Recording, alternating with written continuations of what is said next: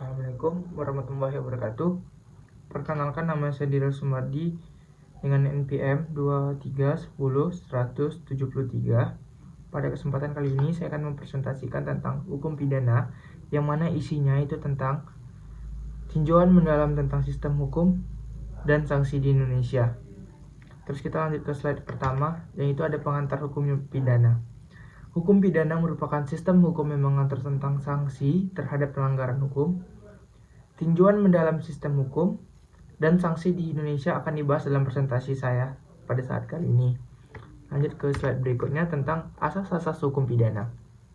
Asas-asas hukum pidana seperti legalitas, proporsionalitas, dan humanitas menjadi landasan dalam menentukan sanksi pidana. Memahami asas-asas ini penting dalam menegakkan keadilan dalam hukum pidana. Sistem hukum pidana di Indonesia memiliki sistem hukum pidana Indonesia berdasarkan KUHP atau Kitab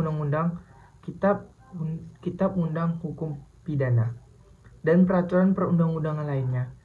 Proses dari hukum pidana di Indonesia melibatkan berbagai institusi dan prosedur yang harus diikuti, karena kita sebagai masyarakat atau yang tinggal di Indonesia harus bisa menaati dan mengikuti peraturan yang ada di Indonesia maupun di negara manapun. Lanjut sebaiknya, jenis-jenis tindak pidana. Tindak pidana dibedakan menjadi tindak pidana umum, tindak pidana khusus, serta tindak pidana biasa dan luar biasa. Pengkategorian ini, tindak pidana ini penting dalam menentukan sanksi yang akan diberikan. Jadi sanksi apa yang diberikan pada suatu hukum itu berdasarkan apa yang dilakukan oleh tersangka atau orang yang melanggar hukum tersebut. Jadi sanksinya itu sudah dipikirkan secara matang, sesuai atau tidaknya itu sudah ditimbang sematang-matang mungkin, atau sudah dipertimbangkan sedalam-dalamnya mungkin. Lanjutlah ke proses penyelidikan dan penuntutan. Proses penyelidikan dan penuntutan merupakan tahap awal dalam penegakan hukum pidana. Karena pada saat suatu orang melakukan kesalahan atau melanggar peraturan, maka yang tahap pertama yang akan dilakukan adalah penyidikan.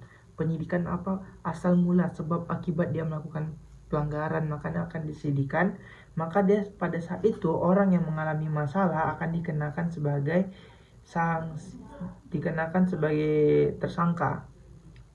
Dan jika sudah terbukti dari hasil penyidikan dia melakukan kesalahan, maka dia akan dinaikkan kasusnya dan dia sudah digugat oleh seorang hakim dengan pasal-pasal yang dia langgar, maka dia menjadi terdakwa.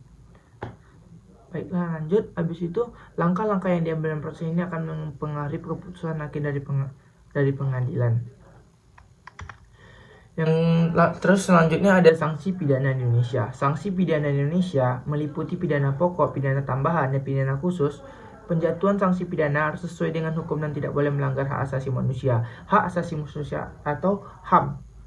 Hak asasi manusia adalah hak yang dimiliki setiap manusia dari awal dia lahir, dari awal janin sudah dimilikinya. Jadi bagaimanapun sejahat-jahatnya seseorang atau seburuk-buruk yang dia lakukan, kita tuh harus menimbangkan dari HAM itu sendiri. Tetapi ada saatnya, apakah dia sudah merugikan banyak orang, maka dia akan, HAM itu bisa jadi diambil oleh negara akibat perbuatannya tersebut. Pengadilan dan putusan hukum.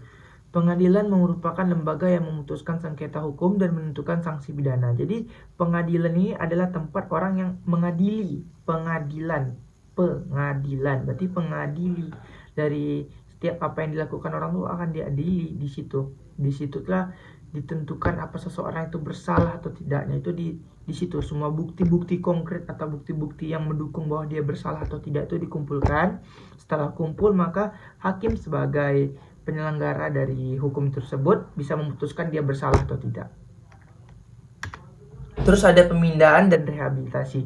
Setelah dijatuhi sanksi pidana, terpidana dapat menjalani masa pembinaan dan mendapatkan kesempatan untuk direhabilitasi. Tujuan dari pembinaan adalah untuk memperbaiki perilaku dan mencegah kejahatan di masa depan. Jadi bukan semestinya kita melakukan suatu kejahatan itu akan dipenjara, tidak, tapi dinilai dari nilai esensial apakah yang kita perbuat itu, apakah merugikan orang banyak atau diri sendiri. Ketika hanya merugikan diri sendiri, maka akan diberikan dikasih sanksi rehabilitasi. Rehabilitasi ini diperuntukkan agar kita bisa menjadi orang yang lebih baik lagi, terbiasa melakukan kegiatan-kegiatan positif, hingga pada suatu saat kita keluar dari rehabilitasi, kita bisa menjadikan orang yang bermanfaat bagi lingkungan kita sekitar. Terus ada peran masyarakat dalam penegakan hukum. Masyarakat memiliki peran penting dalam penegakan hukum pidana. Karena masyarakat ini adalah organ dari suatu negara. Jadi bagaimana suatu organ itu bisa menjalan dengan semestinya, maka harus saling berkaitan. Karena kita sesama makhluk sosial, makanya peran dari masyarakat ini sangat dibutuhkan dalam penegakan hukum ini. Makanya kita harus ada saling membantu satu sama lain agar saling pemahaman. Karena suatu kejahatan itu muncul karena ada kedesaan atau keterpaksaan. Makanya kita harus membantu orang-orang yang seperti kejahatan kriminal seperti mencuri atau lain sebagainya. Itu bukan karena mereka pengen atau mereka ingin, tapi karena mereka didasari dari keterpaksaan. Makanya kita harus lebih memerhatikan orang-orang di sekitar kita. Terus tantangan dan sistem hukum pidana. Sistem hukum pidana dihadapkan pada berbagai tantangan, termasuk kebijakan yang tidak sesuai dengan prinsip hukum, serta dari kebijakan yang tidak sesuai dengan prinsip-prinsip hukum, dan kekurangan sumber daya alam dari penegakan hukum. Kekurangan sumber daya alam ini yang dimaksudkan itu apa? Pasal-pasal atau KUHP, karena masih banyak kejahatan atau tindakan perilaku yang merugikan, tetapi belum semuanya dimasukkan ke dalam kategori pelanggaran.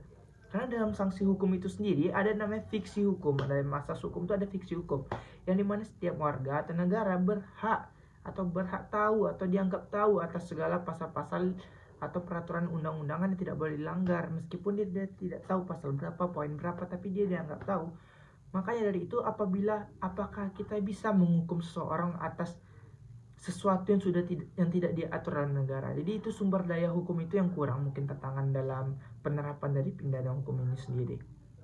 Mungkin sebaiknya kedepannya mungkin dari sumber daya hukum atau kayak pasal-pasal atau sesuatu yang bisa mendukung agar hukum itu bisa tercipta ya lebih harmonis lagi, mungkin akan ada mungkin kedepannya. Pasti ada, bukan mungkin, pasti ada satu peraturan yang mengikuti zamannya, pasti selalu ada peraturan. Terus lanjut, perkembangan hukum pidana di masa depan. Dengan perkembangan teknologi dan dinamika sosial, hukum pidana perlu beradaptasi. Karena bagaimanapun, hukum pidana ini tidak hanya dilakukan secara fisik atau material, seperti kita memukul seseorang atau menghampas seseorang, tapi bisa juga menjadi secara virtual atau secara online. Karena saat ini sangat banyak kejahatan dilakukan secara online. Makanya itu adanya hukum namanya cybercrime, orang-orang yang disediakan untuk menangani kasus tentang kejahatan online. Jadi kita sebagai masyarakat, seperti tadi, peranan penting, kita harus juga bisa memanfaatkan dari suatu aplikasi ataupun kegiatan online lainnya. Kita harus bisa memanfaatkan sebaik mana mungkin untuk kebaikan. Oke, baiklah, hanya sekian yang bisa saya sampaikan. Apabila masih ada kekurangan, mohon maaf. Assalamualaikum warahmatullahi wabarakatuh.